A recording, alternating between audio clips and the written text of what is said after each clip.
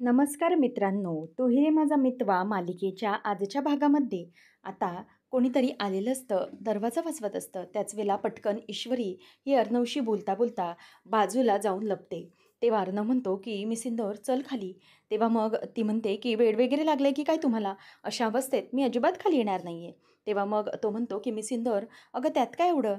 परंतु तरीही ती ऐकत नसते. ती म्हणते की "नाही, मी एकदा नाही म्हटलं ना, मग मी अजिबात ऐकणार नाही. आलंय का लक्षात?" तेव्हा बाजूलाच असलेला एक पॉट ती त्याला मारायला अशी पुढे करते आणि म्हणते की "जा तुम्ही पटकनी." असं म्हणून ती त्याला हकलवते आणि अर्णव घाबरतो. कारण ईश्वरी ही इतक्या लेवलला जाऊन वागते ह्याचं त्याला जरा आश्चर्यच वाटलेलं असतं. तेवढ्यातच आता बाहेर ताई असते आणि ती चिंटू असा आवाज देत असते. तेव्हा मग आतमध्ये आल्यानंतर ती म्हणते की "काय रे, काय झालं? दरवाजा उघडायला इतका वेळ का लागला? म्हणजे तुम्ही दोघं भांडत वगैरे होतात का? कुठे ईश्वरी?"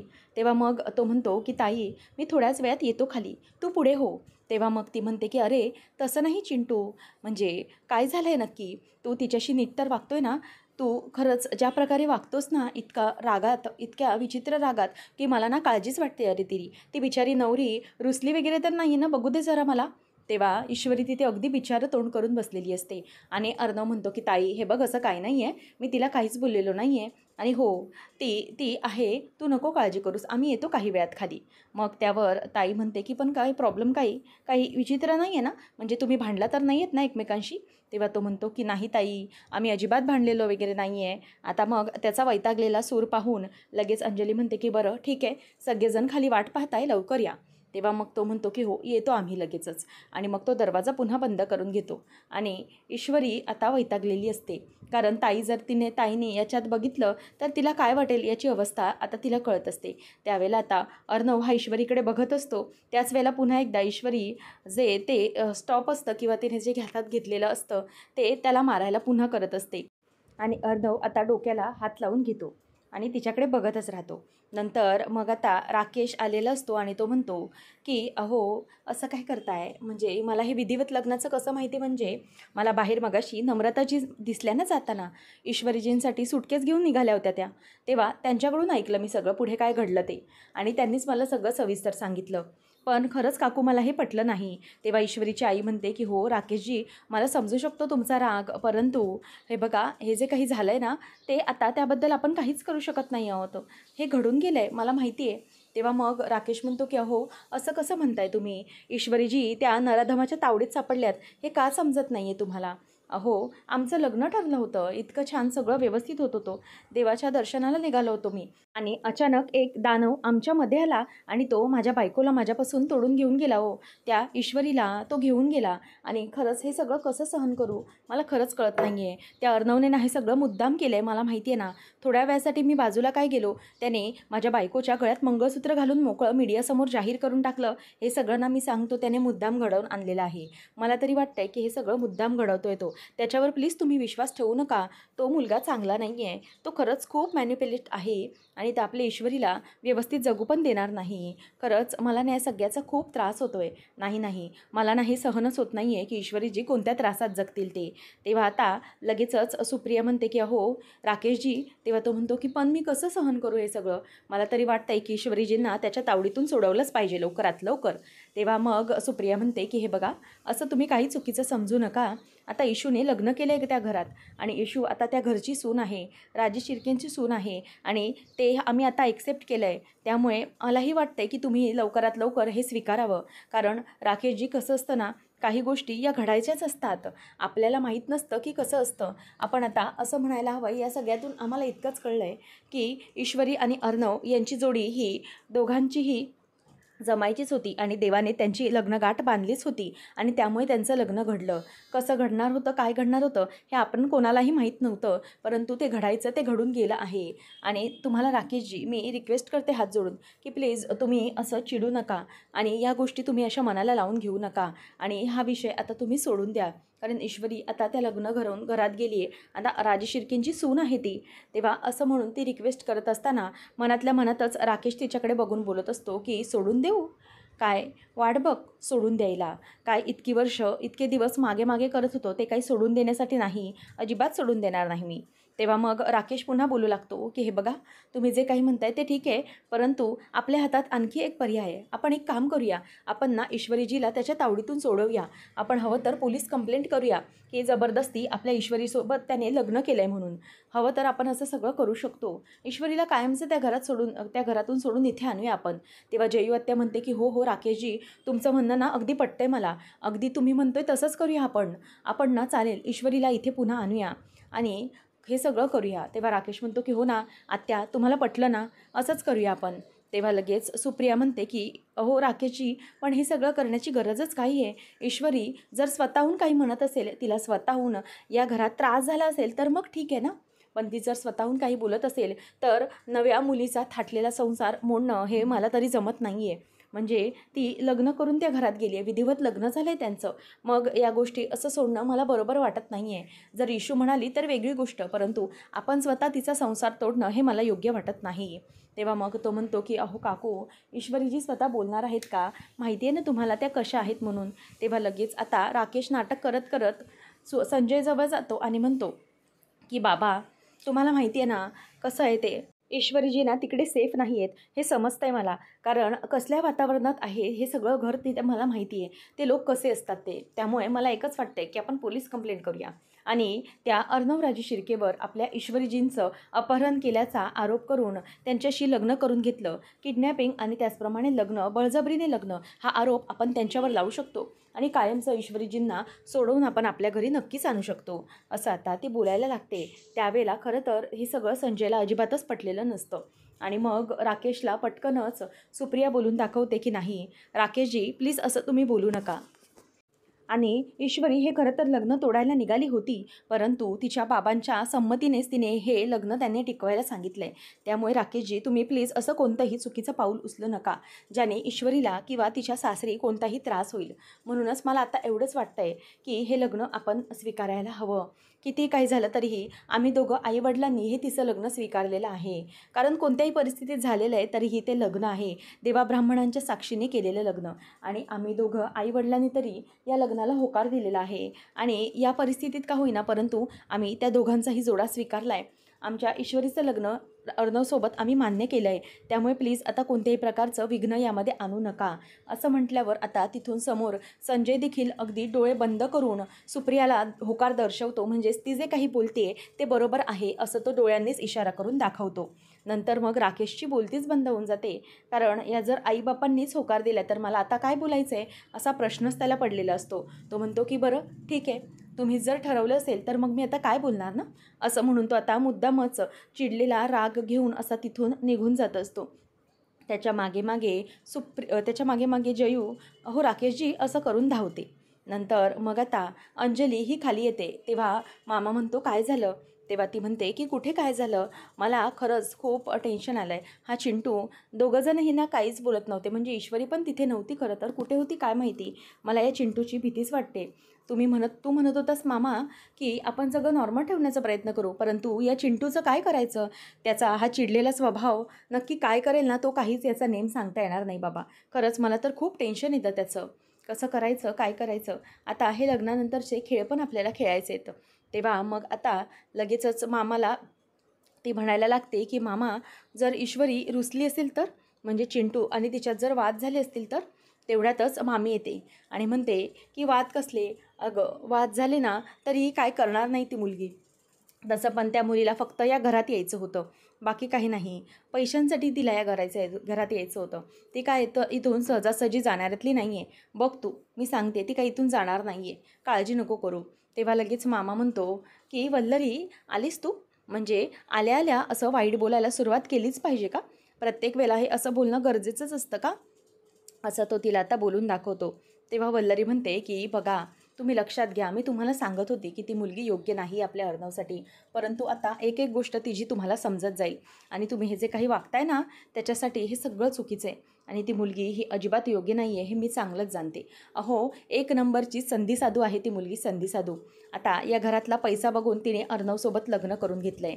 तेव्हा मग हे सगळं तिथून नम्रता ऐकत असते आणि नम्रता दरवाजातूनच आवाज देते की येऊ का मी आतमध्ये. त्याच वेळेला नम्रताला पाहिल्यावरती सगळेजण तिच्याकडे बघतच राहतात. तेव्हा अरे नम्रता असं म्हणून आता आकाश पटकन दरवाजात तिच्याजवळ जातो आणि मग तिला विचारतो की काय ही कसली सुटकेस. तेव्हा ती म्हणते की ॲक्च्युली मला इशूचा फोन आला होता की तिचे कपडे पाठवायला, म्हणून तिची सुटकेस घेऊन मी इथे आली आहे. खरं तर हे तिचे कपडे तिला द्यायचे होते म्हणून. तेव्हा मग तो म्हणतो की बरं ठीक आहे, इथे दरवाजात का उभी आहेस, ये ना आतमध्ये. असं म्हणून तो तिला आतमध्ये यायला सांगतो आणि ती बॅग पुढे घेऊन सरकवत जात असताना तोही त्या बॅगला हात लावतो आणि दोघंजणही अगदी ओढत ती बॅग घेऊन चाललेले असतात. आणि आकाशच्या हाताचा स्पर्श नम्रताला होतो, त्यामुळे ती आता अगदीच नाजूकशी हसते आणि मग पुढे दोघंजणही चालत येत असतात. आणि ते दोघंजणही आता येत असताना दोघं एकमेकांकडे बघतात आणि हातात हात असल्यामुळे दोघं लाजत लाजतच अगदी पुढे आलेले असतात. ईश्वरीच्या आणि अर्णवच्या निमित्ताने यांची ही लव्ह स्टोरी चांगलीच फुलू लागलेली असते. तेव्हा आता लगेच मामा म्हणतो की अगं नम्रता, तू कधी आलीस. तेव्हा ती म्हणते की आता या मामी आमच्या इशूला संधी साधू म्हणत होत्या ना, तेव्हा तेव्हा सगळेजण अगदी गप्पच बसतात आणि अंजलीलाही वाईट वाटतं की सगळं काही नम्रताने ऐकलं आहे. तेव्हा नम्रता म्हणते की पण तुम्हाला खरं सांगू का, तुम्ही जसं समजताय ना तशी खरंच आमची इशू तशी नाही आहे. ती अजिबातच संधी साधू किंवा तुम्ही म्हणताय तशी पैशाच्या श्रीमंतीला भुललेली वगैरे नाही आहे. ती खरंच खूप साधी मुलगी आहे आणि ती पैशांपेक्षा माणसांना जपण्याला जास्त महत्त्व देते. आणि तसंही आमच्या आईवडिलांनी पैशापेक्षा माणसं जपायचे हे संस्कार आमच्यावर केलेले आहेत, त्यामुळे पैशाचा प्रश्नच येत नाही आहे कुठून. तेव्हा असं म्हटल्यावर लगेचच त्यावर अंजलीला बघतच मामी म्हणायला लागते की अच्छा हो का, म्हणजे आता हे पुन्हा सगळं तुमचं आईवडिलांचे संस्कार ते सगळं पुराण तू पुन्हा सुरू करणार आहेस का इथे. तेव्हा ती म्हणते की नाही, मी फक्त तुम्हाला सांगितलं कारण तुम्ही इशूला जसं समजताय ना तशी ती बिलकुल नाही आहे, तुम्ही चुकीचं समजताय तिला. तेव्हा आता अंजली तिला म्हणते की अगं नम्रता, ठीक आहे हरकत नाही, तू सुटकेस घेऊन आलीस ना, मग कसं आहे सगळं घरी ठीक आहे ना. तेव्हा मग ती हो असं म्हणते. नंतर मग आता अंजली म्हणते की बरं ठीक आहे, मग तू सुटकेस द्यायला जातेस का वरती. तेव्हा आता लगेचच काहीतरी पुन्हा मामी बोलायला जात असते. तेव्हा मामा रागाने बघत असतो आणि लगेच त्यावर आकाशही म्हणतो की मम्मा प्लीज आता काही बोलायचं नाही असं ठरलं आहे ना. तेव्हा मग तो म्हणतो की ये नम्रता, मी उचलतो सुटकेस, आय विल कॅरी. असं म्हणून तो वरती ती सुटकेस घेऊन चाललेला असतो आणि नम्रताला बघतच मनातच ती विचार वल्लरी करते की झालं, अगदी बापावर गेल्या या बाबतीत. लायकी नसलेल्या पोरीची बॅग उचलण्याची काय गरज होती, असं म्हणतच ती बोलते. आणि नंतर मग ते दोघंजणही वर निघून जातात. आणि नंतर आल्यावर नम्रताला तो म्हणतो की इथे उभी राहा. मग दरवाजा वाजवतो आणि म्हणतो की दादा जरा बाहेर ये. तेव्हा मग आता अर्णव बाहेर येतो आणि मग लगेच तो म्हणतो की काय झालं आहे. तेव्हा ईश्वरी कुठे आहे इशू. तेव्हा मग अर्णव म्हणतो की आतमध्ये आहे ती. आणि नम्रता म्हणायला लागते की बरं ठीक आहे मी बघते. त्याचबरोबर आकाश म्हणतो की ठीक आहे चालेल, मग तू जातेस का. मग ती हो आतमध्ये जाते असं म्हणायला लागते. तर आता आकाशला बघतच तो अगदी जरा वियर्ड बघत असतो, कारण आकाशसारखा नम्रताच्या मागे मागे असतो. नंतर ईश्वरी काही ऐकायला तयार नाही आहे. तूच तुझ्या परीने जरा प्लीज तिला समजावून बघ, तिला किती समजावलं ना तरी तिला कळत नाही आहे, असं आता अर्णव तिला सांगत असतो. मग नंतर आकाश तिला म्हणतो की आय विल ड्रॉप यू, म्हणजे मी तुला नंतर सोडेन. तेव्हा लगेच अर्णव म्हणतो की काय गरज आहे त्याची, तिची ती जाऊ शकते ना. तेव्हा ती म्हणते की हो जाईन मी, हरकत नाही. असं म्हणून आता नम्रता ही आतमध्ये जाते आणि त्याच वेळेला आकाश हा तिच्याकडे जाताना बघतच राहिलेला असतो आणि पुन्हा एकदा तिला हां झालं की सांगा मला असं बोलून दाखवतो आणि गालातल्या गालातच हसत असतो. अर्णव मात्र त्यांच्याकडे बघतच राहिलेला असतो. आता इशू असा आवाज देत नम्रता आतमध्ये येते आणि आतमध्ये आल्यानंतर ईश्वरीला आवाज येतो म्हणजे ताईचा.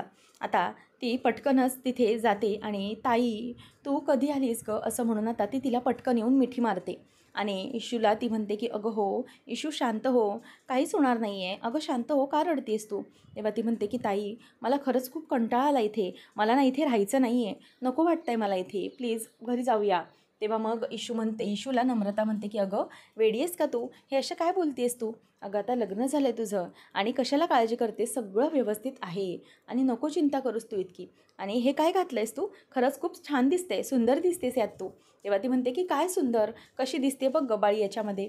मग ती म्हणते की अगं असं नाही आहे, खरंच खूप छान दिसतंय, अर्णव सरांचं आहे ना ती. तेव्हा ती हो असं म्हणते. नंतर मग नम्रताला ती विचारते की घरी, मग इशूला ती सांगते की अगं अजिबात काळजी करू नको, घरी सगळं एकदम बढिया आहे आणि बाबा आई सगळ्यांनी स्वीकारलं आहे तुझं लग्न आता आणि ते आनंदी पण आहेत, त्यामुळे तू नको काळजी करू. तुझं लग्न झालेलं त्यांनी स्वीकारलं आहे, अगदी मनापासून स्वीकारलं आहे. सगळं काही व्यवस्थित होणार आहे आणि तू मात्र असा चेहरा पाडून बसू नकोस. आणि मी येताना मगाशी तुला माहिती आहे, तेव्हा मग ती म्हणते की मगाशी काय? तेव्हा ती राकेशचा विषय तिथेच टाळते, काहीच सांगत नाही. मग ईश्वरी चेहरा पाडून असते आणि डोळ्यात पाणी असतं. तेव्हा नम्रता म्हणते की हे बघ इशू, आता कोणताही चुकीचा विचार करू नकोस, सगळं व्यवस्थित होणार आहे. आणि तुझं काय लॉजिक येते फिकर नॉट, तेच मी तुला सांगते की आता तुला अजिबात चिंता करू नकोस. नंतर अर्णव मामाला सांगतो की त्या राजेशचा पत्ता लागला. तो म्हणतो की कुठे आहे तो राजेश? मग अर्णव सांगतो की आता मला नम्रताने सांगितलं की तो ईश्वरीच्या घरी गेला होता, म्हणजेच घरी जात होता.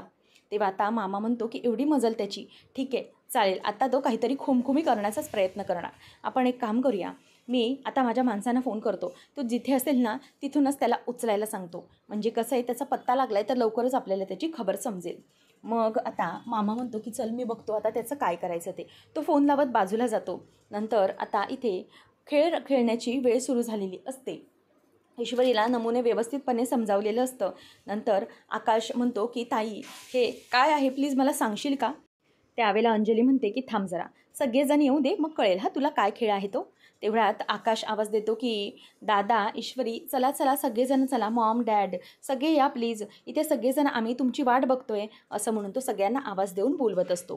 तेव्हा ईश्वरी आता येत असते आणि चालत चालत येत असताना तिने साडी नेसलेली असते आणि त्यातच ते सगळं जिन्यावरून चालताना तिचा पाय घसरायला लागतो आणि तो पाय घसरत असताना पटकन अर्णव तिला सावरतो आणि ती अगदी चिडून अर्णवकडे बघते.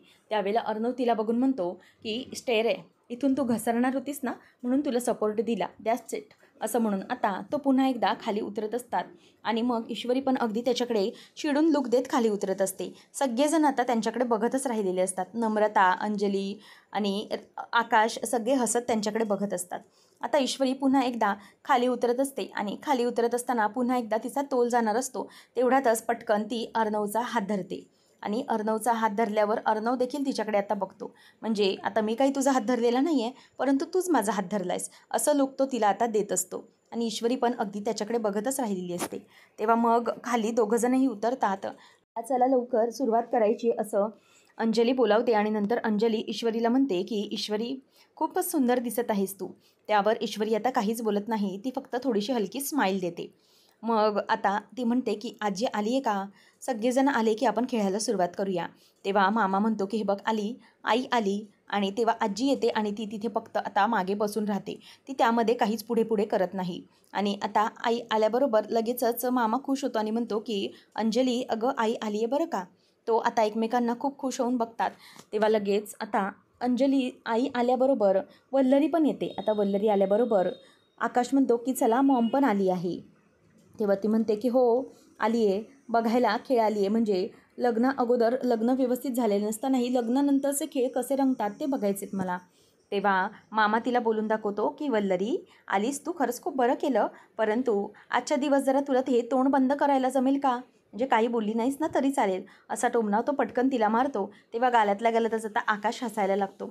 नंतर मग ती म्हणते की हो हो आता फक्त बघायचंच राहिलं आहे, बाकी काय, असं म्हणून ती तिथेच आता बसते. आणि ईश्वरी आता तिकडे बसायला उभी राहिलेली असते. परंतु अंजली म्हणते की चला चिंटू ईश्वरी दोघंजणही आता बसायला या. तेव्हा ईश्वरी अर्णव दोघंजणही समोर समोर पाटावर बसलेले असतात. आता अंजली म्हणते की चला आता मी तुम्हाला खेळ काय आहे ते सांगते. आता आजी ही अर्णवकडे बघत असते आणि तिचं तोंड अगदी रुक्ष झालेलं असतं, चेहऱ्यावर कोणत्याही प्रकारचा आनंदाचा भाव अजिबातच नसतो. मग त्यानंतर आता त्या समोरचं जे पाणी असतं त्या पाण्यामध्ये बऱ्याचशा गुलाबाच्या पाकळ्या टाकलेल्या असतात आणि अंजली म्हणत असते की आता ही अंगठी आहे, आता ही अंगठी मी या पाण्यामध्ये टाकणार आणि या पाण्यामध्ये टाकल्यानंतर कोण पहिले या सगळ्यामधून अंगठी शोधतंय हे आपण ठरल्यानंतरच या खेळाचा विनर ठरला जाईल. जे कोणी या पाण्यामधली अंगठी ही शोधेल ती व्यक्ती ही आपल्या समोरच्या व्यक्तीवरती राज्य गाजवेल. म्हणजे जर नवऱ्याने अंगठी शोधली तर बायको त्याचं आयुष्यभर ऐकेल आणि जर बायकोने अंगठी शोधली तर बायकोने अंगठी शोधल्यावर नवऱ्याने तिचं कायमचं ऐकायचं आहे. असा आहे हा खेळ. चला आता या पाण्यामध्ये मी अंगठी टाकणार. आपण जवळजवळ एकूण 5 वेळा हा खेळ खेळणार आहोत. 5 वेळा हा राऊंड होईल आणि जो जास्त वेळा ही अंगठी शोधण्यात यशस्वी होईल तोच या खेळाचा विनर असेल. असं अंजली ताई आता बोलून दाखवते. सगळेजण अगदी उत्सुक झालेले असतात की कोण आता हा खेळ जिंकणार आहे. नम्रता ईश्वरीच्या बाजूने असते तर आकाश हा अर्णवच्या बाजूने. चला कम ऑन असं म्हणून आता ते खेळायला सुरुवात करायला असणार आणि अंजली म्हणते की चला आत्ता मी पाण्यात अंगठी टाकते. अंजली पाण्यामध्ये हात घालते आणि गोल गोल गोल फिरवून ती अंगठी खालीच पाण्यात टाकून देते आणि म्हणते की चला युअर टाईम स्टार्ट्स नाव. चला चिंटू ईश्वरी सुरू करा असं म्हणून ती त्यांना आता सुरू करायला सांगते. त्याच वेळेला अर्णव आता तिच्याकडे बघतच राहतो. दोघंही एकमेकांकडे जरा 1-2 मिनिट बघतच राहतात. तेव्हा मग ईश्वरी ही रागाने तर अर्णव तिच्याकडे अगदी प्रेमाने दोघं एकमेकांकडे बघतात. सगळेजण पब्लिक बघतात की अरे हे काय चालू आहे. तेव्हा मामा म्हणतो की अरे तुमचं काय चाललं आहे, म्हणजे तुम्ही एकमेकांच्या नजरेमधूनच अंगठी शोधणार आहात का, आणि की तुम्ही दोघांनी अगोदरच खेळाच्या अगोदरच ठरवलेलं आहे की आयुष्यभर तुम्ही दोघांनी एकमेकांचं ऐकायचं आहे, म्हणजे एकमेकांच्या संमतीने चालायचं आहे असं ठरवलं आहे का तुम्ही दोघांनी. तेव्हा मग ईश्वरी पटकन तिथे बघते आणि मग मामा म्हणतो की असं असलं तरीही चांगलंच आहे म्हणा, परंतु काय आहे की चला तुम्ही अंगठी शोधा. तेव्हा वल्लरी म्हणायला लागते की हां म्हणजे एकमेकांचं ऐकणं ठीक आहे, परंतु त्याच्या अगोदर घरातल्यांचं थोडं तरी ऐकू दे एवढं तरी वाटतंय, असा टोमणा ती मारते. तेव्हा लगेच मामा म्हणतो की वल्लरी आपलं काय ठरलं आहे, तोंड बंद, असं तो तिला टोमणा देतो. नंतर मग आता आकाश म्हणतो की दादा कम ऑन चल चल लवकर चल. तेव्हा ईश्वरीला आता नमो चेअर करते आणि म्हणते की चल इशू चल लवकर लवकर, असं म्हणून आता ते दोघंजणही हात घालायला त्या पाण्यामध्ये हात घालतात आणि मग दोघंजणही ती अंगठी आता शोधायला सुरुवात करतात. सगळेजण आता टाळ्या वाजवून त्या गेमला सुरुवात करतात. मामा म्हणतो की चल चल अर्णव अरे वा चला चला असं म्हणून ते आता गेमला त्या उत्साह देत असतात. नंतर मग आता ईश्वरी ही बघतच राहिलेली असते अर्णवकडे रागाने आणि तो तिच्याकडे अगदी प्रेमाने अगदी नॉर्मल डोळे करून बघतो, परंतु ईश्वरीच्या डोळ्यांमध्ये खूपच राग असतो. तेव्हा आता ईश्वरीला आता काय बोलावं हे अर्णवला काहीच समजत नसतं आणि तिचा हा जो राग आहे तोच अर्णवला अगदी तिच्या आणखी प्रेमात पाडत असतो हे देखील ईश्वरीला आता समजत नसतं. इशूला आता नमो म्हणते की चल चल इशू कम ऑन चल, असं ती आता तिला ओरडत असते. तर आकाश दादा दादा चल आपल्याला जिंकायचं आहे असं म्हणून त्याला चीअर करत असतो. तर इथे आता हे गेम चालू असताना अर्णवच्या डोक्यात फ्लॅशबॅक येतो, तो म्हणजे दोघंजणे कशाप्रकारे पावसात भिजले होते. ईश्वरी अर्णव एकमेकांसोबत अगदी तुडुंब पावसात नाचत होते आणि ईश्वरी ही खूप मनसोक्त खुश होती अर्णवसोबत. त्याचप्रमाणे आजीने विचारल्यानंतर या माणसाची तर कोणी स्वप्नात पण लग्न करणार नाही असं अर्णवला ती बोलली होती, परंतु आता समोरच अर्णवचं आणि ईश्वरीचं लग्न झालेलं असतं. आता हे सगळं त्याला आठवतं आणि ते आठवून त्याला खूप आनंद होत असतो. आता पुढच्या भागामध्ये आपण पाहणार आहोत अर्णवने ईश्वरीला अगदी उचलून घेतलेलं असतं आणि ईश्वरी म्हणते की हे काय करताय तुम्ही, सोडा सोडा मला, असं जोरात आता ती ओरडते. त्याच वेळेला अर्णव आता तिला घेतलेलं असतं कुशीत आणि तो तिला तिथल्या तिथे सोडून टाकतो आणि ईश्वरी ही तिथेच खाली पडते, जोरात आपळते आणि म्हणते की आई गं काय केलं ते तुम्ही मला, म्हणजे मला किती लागलं. तेव्हा लगेच तो म्हणतो की अगे मिस इंदोर तूच तर मला स्वतः बोललीस ना की सोडा म्हणून, मग सोडलं. असं म्हटल्यावर आता ती उभी राहते आणि अर्णव ज्याच्या कपाटातल्या ज्या गोष्टी असतात तो बाजूला करत असतो आणि म्हणतात की म्हणत असतो की शेअरिंग करणं ही खरंच खूप महत्त्वाची गोष्ट आहे, त्यामुळे आता हे कपाट शेअर करावं लागणार आहे. तेव्हा ईश्वरी म्हणते की नाही मी बिलकुल शेअर वगैरे करणार नाही आणि तुमच्यासोबत तर नाहीच नाही. आता अर्णव ईश्वरीजवळ येतो आणि तिला म्हणतो की शेअरिंग ही तर करावी लागणारच आहे, कारण काही झालं तरीही मन आणि कपाटातली जागा कधीही मोकळीच असावी, असं तो आता तिला बोलतो. असं बोलल्यानंतर ईश्वरी आता अर्णवकडे रागाने बघतच राहते. अशाच मालिकांचे अपडेट जाणून घेण्यासाठी आजच आपल्या चॅनलला सबस्क्राईब नक्कीच करा.